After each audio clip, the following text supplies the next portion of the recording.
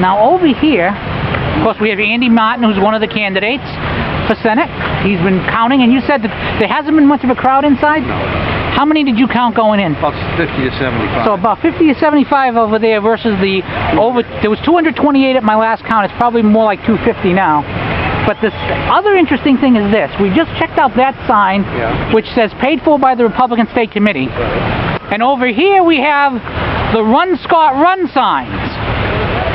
And apparently Christmas is a time of miracles, and these signs are not paid for by anybody. And I think it's just amazing that these signs have been immaculately conceived. Thank you. This is the gentleman who pointed out to me that the Scott Brown signs, unlike the New Hampshire GOP signs, do not have any sort of paid for on it. Now, do you find that a little interesting? Because I find it incredibly interesting. I did find it interesting because it suggests to me, mind you, that somebody's spending money without it being counted.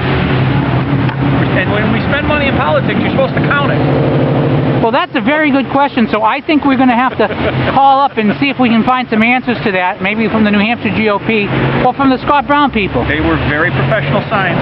They were, and what's interesting about them is when it looked like the crowd across the street wouldn't be that big, they didn't bother putting anyone out here. But once that crowd got to be 150, near 200, then they rushed some people out here to carry signs. And they were sensitive to the idea that they were paid, because I said, all the paid people are leaving. They didn't look too happy about that. Yeah, they did. When they left a few minutes ago. Yeah, they did not look particularly pleased with that. Interesting how that works. Now, did they deny being paid? Did you ask them? I'm a college student. You got money, and yeah, okay. Yeah. Just like the people who come up from Massachusetts to vote in New Hampshire and pretend they live here. You know, that's running rampant up here now. Yeah, that is. All right, well, thank you very much again. Good night. Thank you.